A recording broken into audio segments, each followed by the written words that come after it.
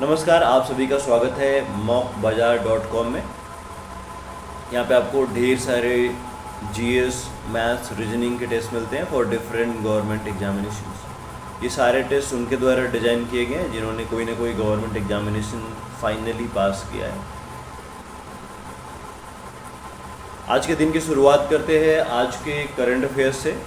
आज है 4 जुलाई और इंडियन एक्सप्रेस न्यूज़पेपर से जो भी इम्पोर्टेंट करंट अफेयर्स हैं वो लिए गए हैं। पहला न्यूज़ था कि भारत और जर्मनी के बीच में ग्रीन हाइड्रोजन प्रोजेक्ट पे सहमति बनी है। ये Indo German green hydrogen task force है, उसके अंतर्गत ये अग्रीमेंट साइन हुआ है।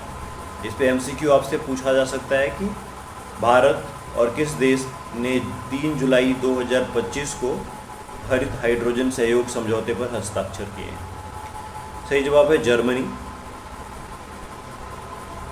दूसरा क्वेश्चन है कि हेल्थ मिनिस्ट्री ने स्वस्थ बालक अभियान लॉन्च किया है यूनिसेफ की मदद से। इसका मुख्य उद्देश्य है कि चाइल्ड मेल न्यूट्रिशन है, जो बच्चों में कुपोषण की अवस्था जो होती है उससे लड़ने के लिए, बेसिकली उत्तर प्रदेश में उससे लड़ने के लिए ये अभियान लॉन्च किया गया है।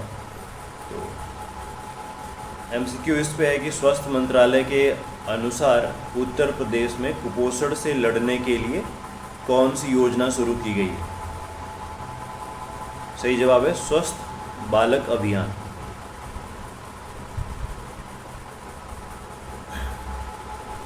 बेसिकली इस पे फोकस किया गया है कि जो बच्चे 6 साल से कम के हैं उन पे फोकस किया गया है, उनको प्रॉपर न्यूट्रिशन दिया जाए और उनके प्रिवेंटिव हेल्थ पे फोकस किया जाए ताकि आगे उनको कोई बीमारी वगैरह ना हो। उनको प्रॉपर न्यूट्रिशन दिया जाए और उनके स्वास्थ्य का भी, उनके हेल्थ के उपचार से भी रिलेटेड फ्रंट पे भी हम एक्टिवली लड़ते रहें। अगला न्यूज़ है इसरो ने अंतरिक्ष मित्रा स्कीम लॉन्च किया है। बेसिकली इसका एम है जो गांव के विद्यार्थी हैं उनमें स्पेस से रिलेटेड अवेयरनेस को बढ़ाने के लिए। इस पे आपसे एमसीक्यू पूछा जा सकता है कि हाल ही में इसरो द्वारा ग्रामीण युवाओं को लक्षित करते हुए कौन सी नई अंतरिक्ष पहल शुरू की गई। इसका नाम है अंतरिक्ष मित्र।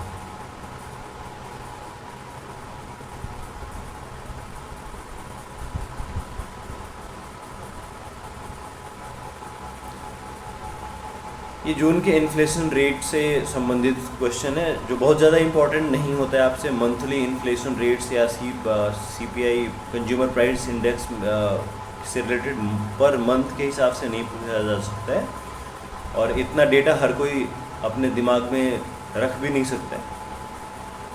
फिर भी आपको पता चलना चाहिए कि इंडिया का रिटेल इन्फ्लेशन रेट जून का है वो 4.8 रिपोर्ट किया गया है एनएसओ के द्वारा।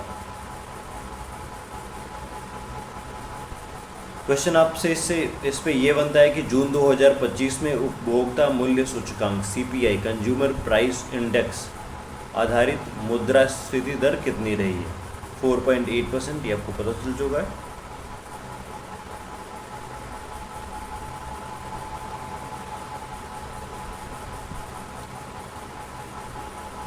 अगला न्यूज है स्विस बेस्ड ऑर्गेनाइजेशन है IQ एयर जो ग्लोबल एयर क्वालिटी रिपोर्ट को पब्लिश करता है।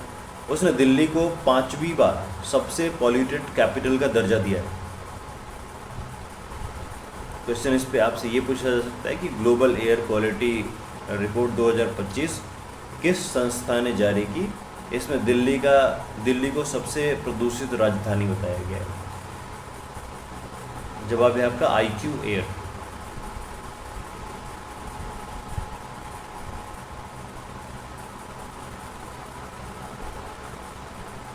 सेंट्रल गवर्नमेंट ने महिला उद्यम प्रोत्साहन योजना की शुरुआत की है जिससे जो ग्रामीण महिलाएं हैं उनको एंटरप्रेन्योरशिप में मदद मिल सके through micro credit facility. Micro credit बोलते हैं जिसमें आप महिलाओं को लोन मिल सके छोटे लेवल पे, ताकि वो गांव में अपने बिजनेस को शुरू कर सके। सवाल आपसे ये पूछा जाएगा कि सरकार ने 2025 में ग्रामीण महिलाओं में उद्यमिता को बढ़ावा देने के लिए कौन सी योजना की शुरुआत की है? वो है महिला उद्यम प्रोत्साहन योजना। इस स्कीम में इंटरेस्ट फ्री लोन मिलता है 5 लाख तक, जो women lead self help groups हैं SSGs और रूरल स्टार्टअप्स जो हैं वुमेन के द्वारा जो लॉन्च किए जा रहे हैं, उनमें गवर्नमेंट महिला उद्यम प्रोत्साहन योजना के through up to 5 lakh interest free, जिसका इंटरेस्ट नहीं लगेगा, लोन दे सकती है।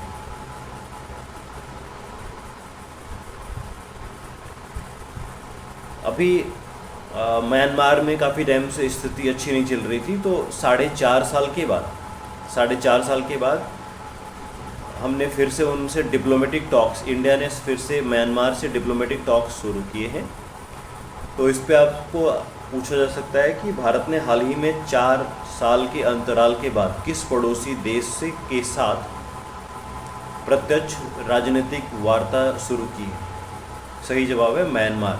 म्यांमार अभी केओस के माहौल में था, अभी वहाँ पे चीज़ें थोड़ी थोड़ी सेटल हुई हैं, तो फिर से हमने उनसे बात करना शुरू कर दिया। बेसिकली बॉर्डर सिक्योरिटी, रिफ्यूजी जो वहाँ से भाग के हमारे कंट्रीज़ में हैं उनको वापस भेजने से रिलेटेड बातें करनी है, और चाइना का इन्फ्लुएंस है, बॉर्डर सिक्योरिटी है, रीजनल कनेक्टिविटी है, इन सारे मुद्दों पे हमारा बातचीत उनसे होना ज़रूरी है। वहाँ पे भी पूरी बॉर्डर की फेंसिंग नहीं है, पूरे से लोग बॉर्डर के इस पार से उस पार आते जाते रहते हैं, तो इस केस में देश की सिक्योरिटी कभी भी इन्फ्रिंज हो सकती है।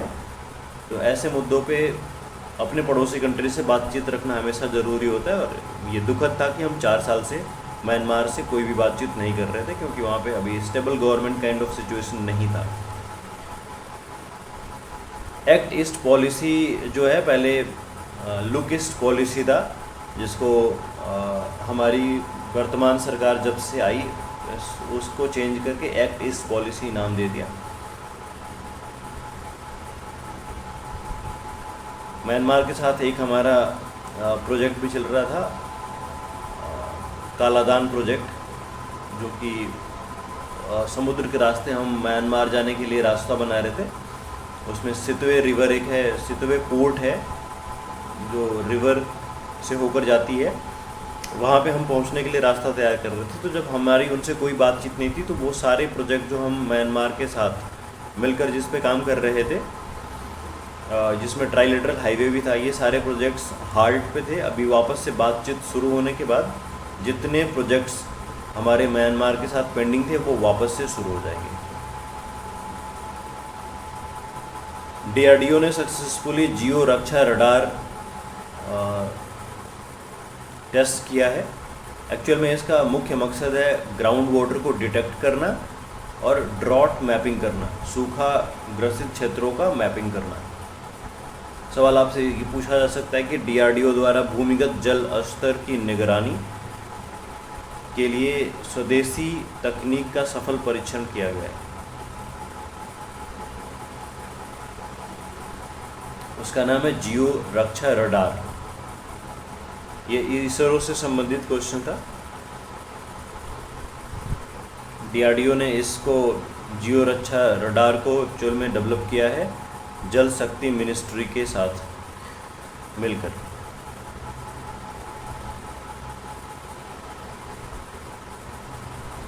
अगला सवाल है, सेंट्रल गवर्नमेंट ने एक्चुअल में उस प्रपोजल को रिजेक्ट कर दिया है जहां पे ये कहा गया था कि पंचायती चुनाव लड़ने के लिए उम्र को 21 साल से घटाकर 18 साल कर दिया जाए। उस प्रपोजल को सेंट्रल गवर्नमेंट ने रिजेक्ट कर दिया। तो आपसे सवाल ऐसे भी पूछा जा सकता है कि पंचायती चुनाव लड़ने के लिए मिनिमम एज क्या होती है? वो 21 ईयर्स है।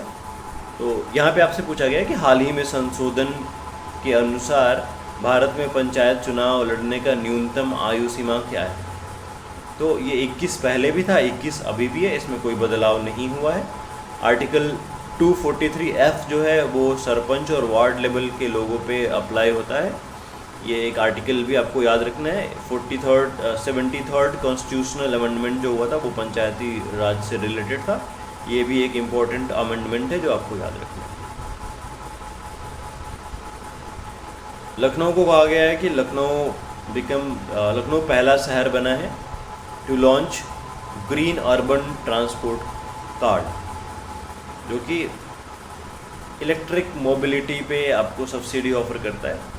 तो डिटेल में आप जाएंगे तो आपको ये पता चलेगा कि आपको व्हीकल्स पे सब्सिडी, जो इलेक्ट्रिक कार्स बाइक्स वगैरह है उस पर आपको सब्सिडी मिलेगा। तो इलेक्ट्रिक मोबिलिटी पे सब्सिडी ऑफर करने वाला लखनऊ दुनिया का पहला शहर बन गया है। सवाल आपसे ये पूछा जा सकता है कि जुलाई 2025 में ग्रीन अर्बन ट्रांसपोर्ट कार्ड शुरू करने वाला पहला भारतीय शहर कौन सा बना है? सही जवाब है लखनऊ।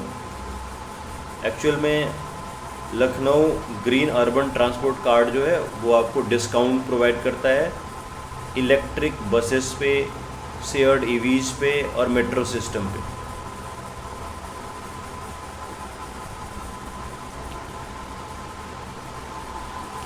फोर्थ जुलाई के लिए हमारे पास 10 MCQs थे जो हमने इंडियन एक्सप्रेस के लखनऊ एडिशन से लिया था।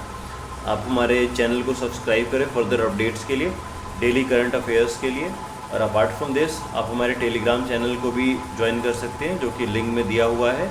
और हम जल्दी से आपको लिंक प्रोवाइड करा देंगे जहाँ से जाके आप इन MCQs का तुरंत से टेस्ट दे सकते हैं हमारे mockbazaar.com पे। सारी लिंक्स आपको नीचे प्रोवाइड कर दी जाएंगी।